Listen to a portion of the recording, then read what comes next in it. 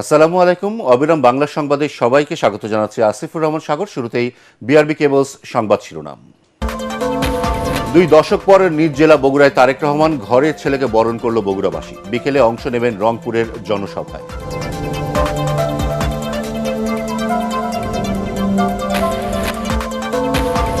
নির্বাচনী প্রচারণায় অংশ নিতে জামায়াতের আমিরের নেতৃত্বে ফেনীর পথে 10-11 দলীয় ঐক্যের নেতারা কিছুক্ষণের মধ্যে যোগ দেবেন জনসভায়।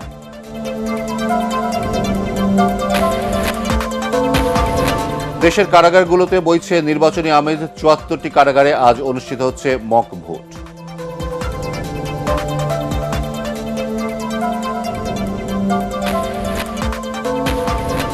এবং পাল্টাপাল্টি অভিযোগের মধ্য দিয়ে রাজধানী সহ সারা দেশে চলছে প্রচারণা। নানা প্রতিশ্রুতি দিয়ে ভোটারদের মন জয়ের চেষ্টা প্রার্থী সমর্থকদের। শুনছিলেন বিআরবি কেবলসের সংবাদ শিরোনাম, এবার বিস্তারিত। ত্রয়োদশ জাতীয় সংসদ নির্বাচনে নিজ দলের প্রচারণায় দুপুরে বগুড়া থেকে রংপুরে যাচ্ছেন বিএনপি চেয়ারম্যান তারেক রহমান। রংপুর পৌঁছে জুলাই আন্দোলনের প্রথম শহীদ আবু সাইদের কবর জিয়ারতের কথা রয়েছে তাঁর। বিকেল 4:30টায় নগরীর কালেক্টরেট ঈদগাহ ময়দানে দলটির বিভাগীয় পর্যায়ের বিশাল নির্বাচনী সমাবেশে প্রধান অতিথি হিসেবে যোগ দেবেন তিনি। বিএনপি নেতারা আশা করছেন দলের চেয়ারম্যানের এই সফর রংপুর বিভাগের 8টি জেলার বিএনপির প্রার্থীদের অবস্থান আরও শক্ত করবে। এদিকে তারেক রহমানের রংপুর আসার খবরে বিএনপি নেতাকর্মী এবং সাধারণ মানুষের মধ্যে ব্যাপক উৎসাহ উদ্দীপনা দেখা দিয়েছে। নগরীর প্রবেশপথে যৌথ বাহিনী সন্দেহজনক যানবাহন এবং ব্যক্তিদের তল্লাশি করছে। এছাড়া সমর্থকদের নিরাপত্তায় বিশেষভাবে প্রস্তুত আইন শৃঙ্খলা বাহিনী। এদিকে ঘরের ছেলেকে বরণ করতে বৃহস্পতিবার গভীর রাত পর্যন্ত প্রতীক্ষায় ছিলেন বগুড়াবাসী। রাজশাহী নওগাঁ সফর শেষে রাতে নিজ জেলায় যখন তিনি পা রাখেন তখন তাকে বরণ করতে মানুষের ঢল নামে। মানুষের রাষ্ট্র পরিচালনার দায়িত্ব পেলে উত্তরাঞ্চল রক্ষায় পদ্মা ব্যারেজ নির্মাণে ঘোষণা দিয়েছেন বিএনপি চেয়ারম্যান তারেক রহমান। রাজশাহীর মাদ্রাসা মাঠের জনসভায় কৃষকদের জন্য 10,000 টাকা পর্যন্ত কৃষি ঋণ সুদসহ মওকুফেরও অঙ্গীকার করেন তিনি। 12 ফেব্রুয়ারি নির্বাচনে নির্ধারিত হবে দেশ কোন দিকে যাবে উল্লেখ করে তিনি বলেন, ধানের শীষ বিজয়ী হলে ভোটের পরদিন থেকেই শুরু হবে জনগণের দিন, বাংলাদেশের অগ্রগতির পথে নতুন যাত্রা। বিশৃঙ্খলার মাধ্যমে কেউ নির্বাচনী পরিবেশ বানচালের চেষ্টা করলে অন্তর্বর্তী সরকারকে কঠোর হাতে তা দমনের আহ্বান জানান বিএনপি চেয়ারম্যান। মোহাম্মদ মনিরুজ্জামানের ক্যামেরায় বিস্তারিত জানাচ্ছেন মইনুল হাসান। করব কাজ সবার আগে বাংলাদেশ। পদ্মাপাড়ের জেলার রাজশাহীর সমাবেশে বিএনপি প্রধান তারেক রহমান যখন এসে পৌঁছান তখন মধ্য দুপুর। মাদ্রাসা মাঠের সমাবেশ পরিণত জনসমুদ্রে। শাহ মখদুম রহমতুল্লাহ আলাইহির মাজার জিয়ারত করে স্ত্রী ডাক্তার জুবাইদা রহমানকে সাথে নিয়ে সরাসরি মঞ্চে আসেন তারেক রহমান।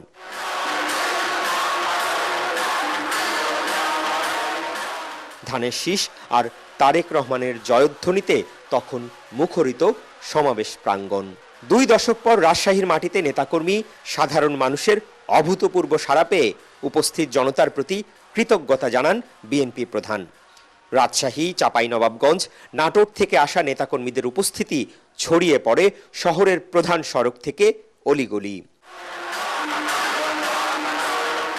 অতীতের রাজশাহী সফরের স্মৃতিচারণ করে তারেক রহমান বলেন, পানির অভাবে পদ্মা এখন মৃতপ্রায়, উন্নয়ন বঞ্চিত রাজশাহীবাসী নানা সংকটে জর্জরিত। আমাদের তিস্তায় পদ্মা ব্যারাজের কাজ আমরা শুরু করব, বরেন্দ্র প্রকল্পের কাজ আমরা শুরু করব, 10,000 টাকা পর্যন্ত কৃষি লোন মওকুফের কাজ আমরা শুরু করব। এই কাজগুলো হচ্ছে জনগণের কাজ এবং এই কাজগুলো ইনশাল্লাহ 12 তারিখে ধানের শীষ জয়যুক্ত হলে পরে ইনশাল্লাহ 13 তারিখ থেকে শুরু হবে জনগণের জয়যাত্রা। মাইক্রোফোন হাতে মঞ্চের নানা প্রান্ত ঘুরে ঘুরে বক্তব্য রাখতে গিয়ে তারেক রহমান বলেন, অতীতে ফ্যাসিবাদী সরকার উন্নয়নের নামে দুর্নীতি, লুটপাট, দুঃশাসনের মাধ্যমে দেশকে ধ্বংসের দ্বার প্রান্তে নিয়ে গেছে। তিনি বলেন, 12 ফেব্রুয়ারি নির্বাচনে নির্ধারিত হবে বাংলাদেশের ভবিষ্যৎ। আমাদেরকে সিদ্ধান্ত নিতে হবে যে আমরা আগামী দিন দেশকে কোন দিকে পরিচালিত করব। দেশকে আমরা গণতন্ত্রের দিকে পরিচালিত করব নাকি দেশ অন্য কোনো দিকে চলে যাবে। নির্বাচন বানচালের নানা ষড়যন্ত্র হচ্ছে অভিযোগ করে তিনি কেউ বিশৃঙ্খলা সৃষ্টির চেষ্টা করলে তা দমনে অন্তর্বর্তী সরকারকে কঠোর হওয়ার আহ্বান জানান। আমরা ঝগড়া ফ্যাসাদ বিবাদের মধ্যে যেতে চাই না এবং যেতে চাই না বলেই আজ আমি এখানে দাঁড়িয়ে কারো কোনো সমালোচনা করছি না, কিন্তু কোথাও যদি কোনো অনাকাঙ্ক্ষিত কোনো ঘটনা ঘটে থাকে সঠিক তদন্ত করার জন্য আমরা সহযোগিতা করব, সাহায্য করব। 3 জেলার বিএনপি প্রার্থীদের পরিচয় করিয়ে দিয়ে দেশবাসীর কাছে ধানের শীষে ভোট দেওয়ার আহ্বান জানান তারেক রহমান। জনগণ যদি 12 তারিখে সজাগ থাকে, জনগণ যদি 12 তারিখে সতর্ক থাকে, 13 তারিখ থেকে শুরু হবে জনগণের দিন ইনশাআল্লাহ। পরে নওগাঁর এটিম মাঠে জনসভায় যোগ দেন তারেক রহমান। বিশাল সমাবেশে কৃষি প্রধান এই অঞ্চলের কৃষকদের কল্যাণে তার দলের নানা পরিকল্পনার কথা তুলে ধরে ধানের শীষে ভোট চান তিনি। আমরা পরিকল্পনা গ্রহণ করেছি যে কৃষি সংক্রান্ত যেগুলো মিল ফ্যাক্টরি আছে, যারা কৃষি সংক্রান্ত কৃষি পণ্য নিয়ে যারা মিল ফ্যাক্টরি করবে তাদেরকে আমরা বিশেষভাবে সহায়তা প্রদান করব, যাতে করে তাদের মিল ফ্যাক্টরিগুলোতে এই অঞ্চলের মানুষের, এই অঞ্চলের ছেলেমেয়েদের যাতে কর্মসংস্থানের ব্যবস্থা হয়। রাতে নিজ জেলা বগুড়ার আলতাফুন্নেসা খেলার মাঠে নির্বাচনী জনসভায় যোগ দেন তারেক রহমান। মইনুল আহসান, এটিএন বাংলা, বগুড়া। নির্বাচনী প্রচারণার অংশ হিসেবে এখন ফেনীর পথে জামায়াতে ইসলামীর আমির ডাক্তার শফিকুর রহমান। ফেনী সরকারি পাইলট হাই স্কুল মাঠে নির্বাচনী সমাবেশে অংশ নিতে আর কিছুক্ষণের মধ্যে বক্তব্য রাখবেন তিনি। তার ফেনী আগমনকে ঘিরে সকাল থেকেই দলে দলে নেতাকর্মী ও সমর্থকরা সমাবেশস্থলে জড়ো হয়। সকাল 8টা থেকে বক্তব্য রাখেন 11 দলীয় জোটের বিভিন্ন প্রার্থীরা। সমাবেশে ডাকসু ভিপি সাদিক কায়েম সহ আরও নেতারা উপস্থিত থেকে বক্তব্য দেওয়ার কথা রয়েছে।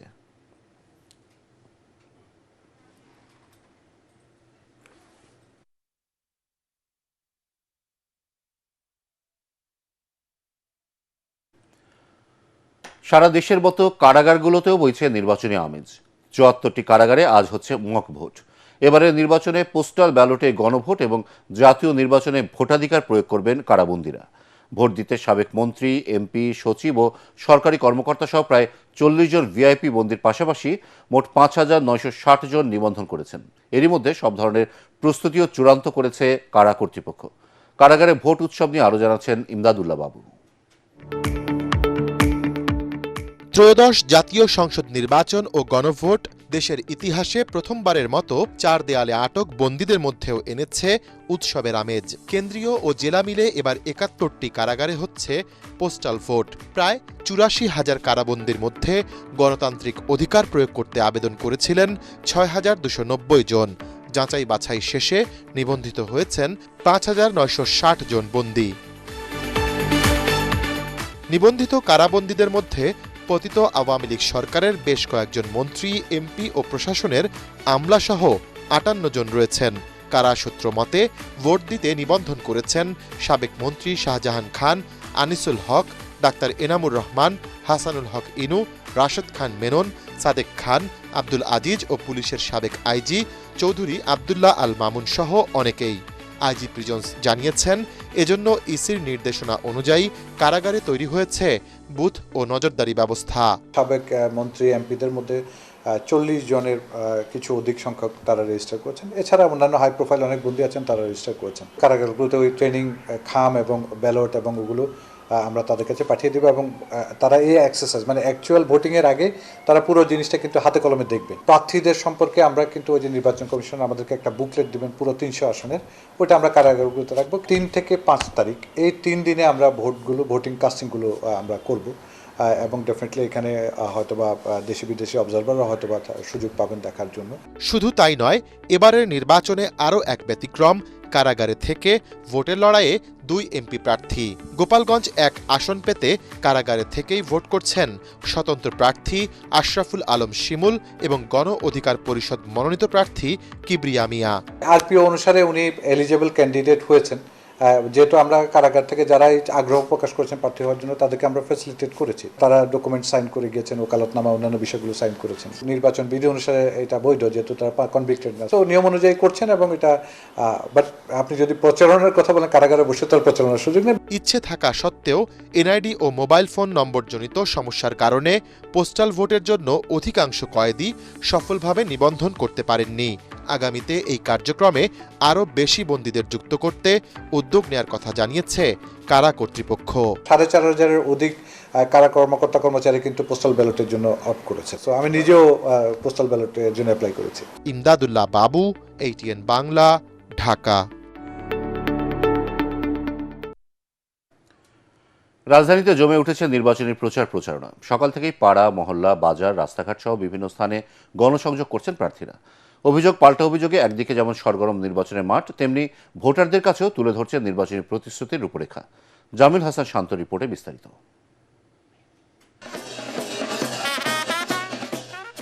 নির্বাচনী প্রচারে সরগরম রাজধানীর বেশিরভাগ এলাকা। একে অন্যের বিরুদ্ধে অভিযোগ আর নানা প্রতিশ্রুতিতে চলছে গণসংযোগ। চেষ্টা করছেন ভোটারদের মাঝে নতুন প্রত্যাশা সৃষ্টির। সকাল থেকেই ঢাকা ১৩ আসনে প্রচারণা শুরু করেন বিএনপি প্রার্থী ববি হাজ্জাজ। এ সময় জুলাই যোদ্ধাদের নিয়ে র্যালি শেষে সাংবাদিকদের বলেন, নির্বাচন নিয়ে অরাজকতা কেউ করলে ছাড় দেবে না বিএনপি। যদি ১২ তারিখে কেউ ভোট পোলিং সেন্টার দখল করতে চায়, তাহলে তো নিশ্চয়ই আমরা চুপচাপ বসে থাকবো না। আমরা প্রথমে আইন শৃঙ্খলা বাহিনীর দিকে দৃষ্টি রাখবো, তারা তাদের দায়িত্বগুলো সঠিকভাবে পালন করে। যেন যদি কোনো কারণে তারা পালন করতে ব্যর্থ হয়, তাহলে আমরা আমাদের জনগণের ভোট অন্য কাউকে কারচুপি করে চুরি করে নিয়ে যাইতে দিব না। অন্যদিকে মোহাম্মদপুরে নিজের এবং জোটের জন্য ভোট চান খেলাফতে মজলিসের প্রার্থী মামুনুল হক। 11 দলীয় যে দেশপ্রেমিক এবং ইসলামী জোট, এই জোটবদ্ধ হওয়ার কারণে মানুষের মধ্যে একটা বিপুল আগ্রহ আছে। আমার ব্যক্তিগত পরিচিতি, জোটের পরিচিতি এবং আমাদের সকলের সম্মিলিত প্রয়াস সবকিছু মিলিয়ে রিকশা খুব জোরে সোরে চলছে আলহামদুলিল্লাহ। রাজধানীর মিরপুরে গণসংযোগে এলাকার উন্নয়নের প্রতিশ্রুতি দিয়েছেন ঢাকা 15 আসনের বিএনপি প্রার্থী। এ সময় তিনি বলেন, ভোটে নির্বাচিত হলে নিরাপদ ঢাকা 15 গড়ে তুলবেন তিনি। একই সাথে নির্বাচনী পরিবেশ নিয়ে উদ্বেগ প্রকাশ করেন তিনি। আমি মনে করি আমার এলাকার জনগণ আমাকে নির্বাচিত করলে আমি এলাকার সন্তান হিসাবে আমার দায়বদ্ধ থেকে আমি আমার এলাকার উন্নয়নমূলক সকল কর্মকাণ্ড আমার এলাকার সকল জনগণকে সাথে নিয়ে আমি একসাথে করবো ইনশাআল্লাহ। আমরা একটা স্বচ্ছ পরিষ্কার নির্বাচন চাই। আমরা মনে করি না যে কোনোভাবে অর্থ, পেশাশক্তি, ধর্মকে অপব্যবহার করে কারো নির্বাচন করা উচিত। সব চ্যালেঞ্জ মোকাবেলা করে একটি সুষ্ঠু ভোট অনুষ্ঠিত হবে, এমনটাই প্রত্যাশা সবার। Jamil Hasan Shanto, ATN Bangla, Dhaka. Debate for democracy আয়োজিত সপ্তাহব্যাপী নির্বাচনী বিতর্ক প্রতিযোগিতার গ্র্যান্ড ফাইনাল ও পুরস্কার বিতরণী আগামীকাল অনুষ্ঠিত হবে। রাজধানীর বিএফডিসিতে এই আয়োজনে প্রধান অতিথি হিসেবে উপস্থিত থেকে বিজয়ীদের হাতে পুরস্কার তুলে দেবেন শিক্ষাবিদ অধ্যাপক ডক্টর মাহবুবুল্লাহ। অনুষ্ঠানে সভাপতিত্ব করবেন ডিবেট ফর ডেমোক্রেসির চেয়ারম্যান হাসান আহমেদ চৌধুরী কিরণ। মিজান শাহজাহানের রিপোর্ট। প্রত্যেকটা শ্রেণীর মানুষ গুত্র সবাই একসাথে একই আদর্শে একই বাক্সে ভোট দিবে, সেটা হচ্ছে ফ্যাসিবাদ বিরোধী আদর্শ। মানে স্পিকার, 2.5 দশকেরও বেশি সময় ধরে নিয়মিত বিতর্ক প্রতিযোগিতার আয়োজন করছে ডিবেট ফর ডেমোক্রেসি। সনাতনী থেকে সংসদীয় পদ্ধতির বিতর্ক, স্কুল, কলেজ, মাদ্রাসা, বিশ্ববিদ্যালয় শিক্ষার্থীদের অংশগ্রহণে নতুন মাত্রা পেয়েছে 2.5 দশকের আয়োজন। হাসান আহমেদ চৌধুরী কিরণ জানান, এই পদযাত্রা সহজ ছিল না। অনেক চড়াই উতরাই পার হয়ে টিকে আছে ডিবেট ফর ডেমোক্রেসি। গত পতিত আমলে ডিবেট ফর ডেমোক্রেসি যে অনবদ্যভাবে তাদের যে লড়াই সংগ্রাম চালিয়ে গিয়েছিল, এই যুক্তির চর্চার মাধ্যমে, মেধামনন চর্চার মাধ্যমে যে কথাগুলি বলবার চেষ্টা করেছিল, সেই কথাগুলোর মধ্যে অনেক বাধা বিপত্তি এসেছিল। মাঝে মাঝে অনুষ্ঠানটি বন্ধ হয়ে যেত, মাঝে মাঝে চালু হতো, মাঝে মাঝে গোয়েন্দা সংস্থার রোশানলে পড়তে হতো, মাঝে মাঝে রাষ্ট্রের উচ্চ পর্যায় থেকে রোশানলে পড়তে হতো। এরকম নানা চড়াউতরে পেরিয়ে কিন্তু ডিবেট ফর ডেমোক্রেসি তাদের কার্যক্রম তারা দীর্ঘদিন থেকে চালিয়ে আসছে। এবং সেই কার্যক্রমের সবচেয়ে বড় শক্তি ছিল বিভিন্ন স্কুল, কলেজ, মাদ্রাসা, বিশ্ববিদ্যালয়ের শিক্ষার্থীরা এবং তাদের শিক্ষকরা। আসন্ন জাতীয় সংসদ ও গণভোটকে সামনে রেখে গত 23 জানুয়ারি শুরু হয় এবারের নির্বাচনী বিতর্ক প্রতিযোগিতা। উদ্বোধন করেন রাষ্ট্রবিজ্ঞানী অধ্যাপক ডক্টর রওনক জাহান। ঘোষণা করছি। এরই মধ্যে অনুষ্ঠিত প্রতিযোগিতায় অন্যান্যদের মধ্যে উপস্থিত থেকে পর্যবেক্ষণ দিয়েছেন প্রধান উপদেষ্টার বিশেষ সহকারী অধ্যাপক ডক্টর আলী রিয়াজ, অবসরপ্রাপ্ত বিচারপতি এম এ মতিন সহ আরও অনেকে। শনিবার অনুষ্ঠিত হতে যাওয়া গ্র্যান্ড ফাইনালে প্রধান অতিথি হিসাবে উপস্থিত থেকে বিজয়ীদের হাতে পুরস্কার তুলে দেবেন রাষ্ট্রচিন্তক ও রাজনৈতিক বিশ্লেষক অধ্যাপক ডক্টর মাহবুবুল্লাহ। এদিন গ্র্যান্ড ফাইনালে আসন্ন গণভোট ও সংসদ নির্বাচন সুষ্ঠু হলে প্রতিহিংসার রাজনীতির অবসান হবে শীর্ষক ছায়া সংসদে সরকারি ইডেন মহিলা কলেজ মুখোমুখি হবে স্টেট ইউনিভার্সিটির। চ্যাম্পিয়ন দল পাবে নগদ 2 লাখ, রানার আপ 1.5 লাখ, তৃতীয় স্থান অধিকারী দল 1 লাখ ও শ্রেষ্ঠ বক্তা পাবে 50,000 টাকা ও সম্মাননা। এরই মধ্যে তৃতীয় স্থান নিশ্চিত করেছে তেজগাঁও কলেজ। নির্বাচনী বিতর্ক প্রতিযোগিতাগুলো ধারাবাহিকভাবে প্রচারিত হচ্ছে এটিএন বাংলায়। মিজান শাহজাহান, এটিএন বাংলা, ঢাকা। এখন দেখবেন সালাম স্টিল ভোটের গাড়ি। মাছের ঘের দখল, অনুন্নত চিকিৎসা সেবা ও কাঁচা সড়ক সহ নানা ভোগান্তিতে রয়েছেন বাগেরহাট 3 আসনের বাসিন্দারা।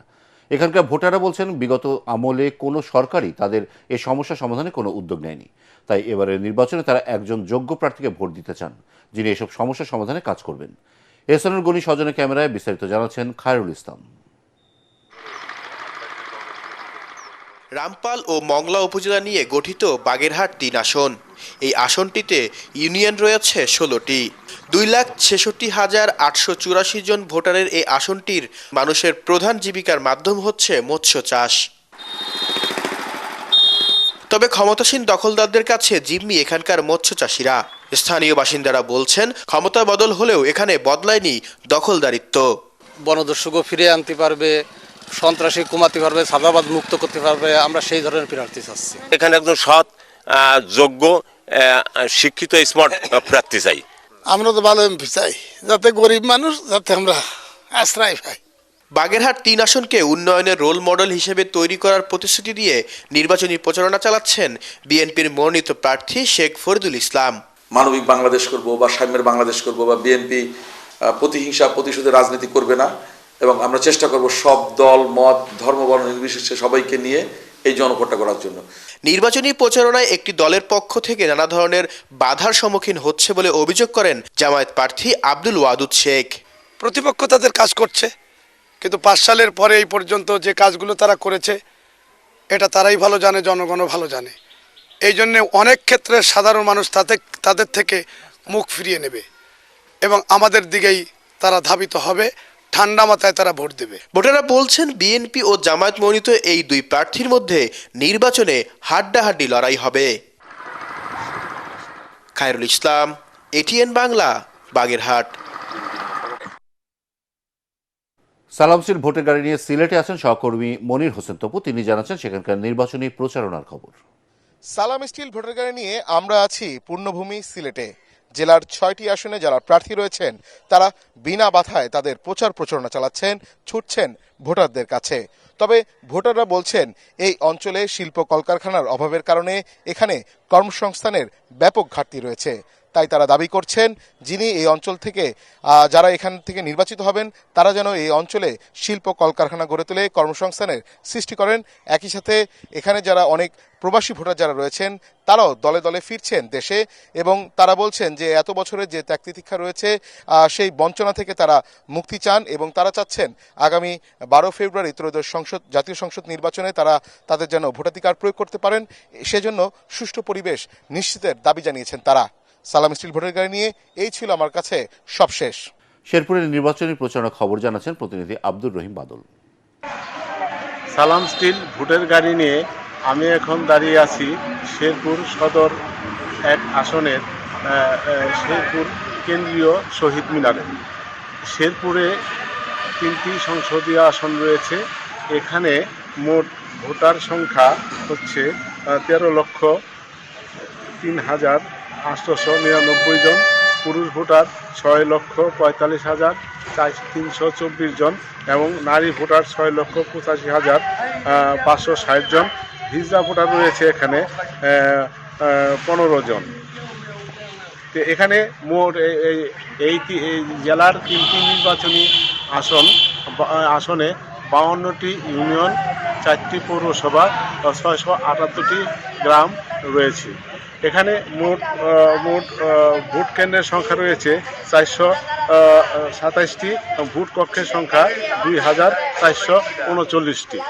এখানে আপনাকে জানিয়ে রাখি, শেরপুরে প্রার্থীদের প্রচারণা মুখর হয়ে উঠলেও শেরপুর 1 এবং 2 আসন নির্বাচন চলছে, কিন্তু শেরপুর 3 আসনে নির্বাচনী প্রচারণা বর্তমানে বন্ধ রয়েছে।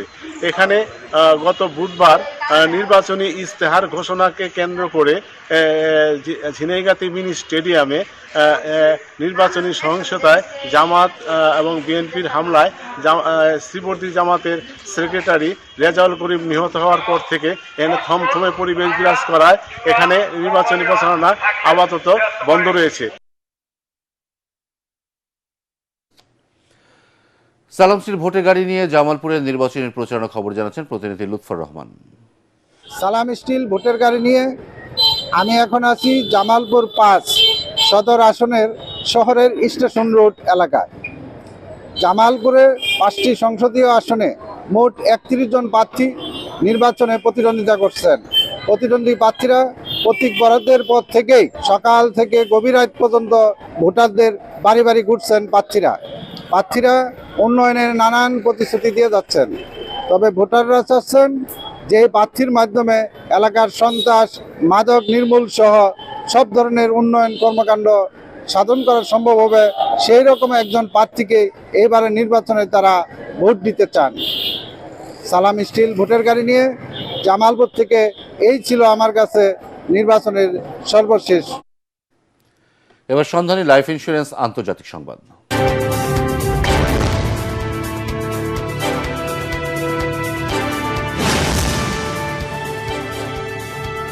ইউরোপীয় ইউনিয়নের এক অধিবেশনে ইরানের উপর নতুন করে এক নিষেধাজ্ঞা আরোপ করা হয়েছে। সরকার বিরোধী আন্দোলনে বিক্ষোভ দমন বা রাশিয়ার প্রতি সমর্থনের সঙ্গে জড়িত ব্যক্তিবর্গ ও সংস্থা এই নিষেধাজ্ঞার আওতায় রয়েছে। ইইউ এর এক কূটনীতিকের বরাত দিয়ে ব্রিটিশ বার্তা সংস্থা রয়টার্স জানিয়েছে, ইইউ শিগগিরই ইরানের IRGC-কে সন্ত্রাসী সংগঠন হিসেবে স্বীকৃতি দিতে পারে।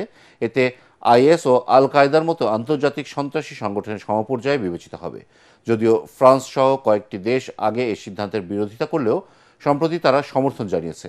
এতে ইইউ এর 27 সদস্য দেশের মধ্যে সর্বসম্মতিক্রমে অনুমোদনের সম্ভাবনা বেড়েছে। এই নিষেধাজ্ঞার মধ্য দিয়ে ইরানকে অভ্যন্তরীণ আন্দোলন দমন ও সামরিক সহযোগিতার জন্য দায়ী করা হতে পারে। বিশেষ করে ইউক্রেনে ইরানের ভূমিকার দিকেও নজর রাখা হচ্ছে। এবার জানিয়ে দেব খেলার খবর।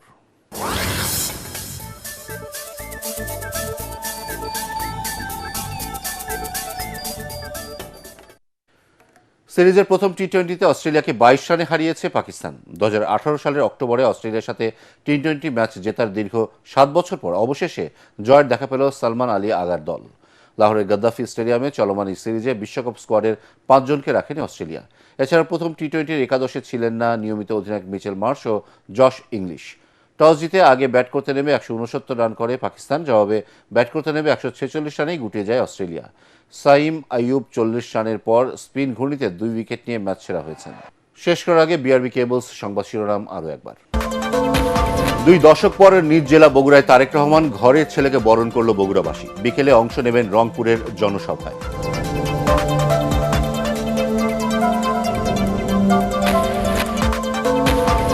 নির্বাচনী প্রচারণায় অংশ নিতে জামায়াতের আমিরের নেতৃত্বে ফেনীর পথে 10-11 দলীয় ঐক্যের নেতারা কিছুক্ষণের মধ্যে যোগ দেবেন জনসভায়।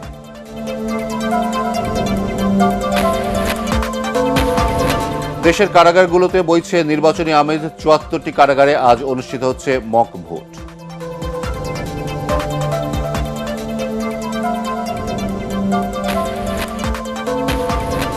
এবং পাল্টাপাল্টি অভিযোগের মধ্য দিয়ে রাজধানী সহ সারা দেশে চলছে প্রচারণা। নানা প্রতিশ্রুতি দিয়ে ভোটারদের মন জয়ের চেষ্টা প্রার্থী সমর্থকদের। পরবর্তী সংবাদ দেখার আমন্ত্রণ জানিয়ে এখনকার মতো শেষ করছি। ATN বাংলা সংবাদ ইউটিউবে দেখতে ব্রাউজ করুন youtube/ATN বাংলা।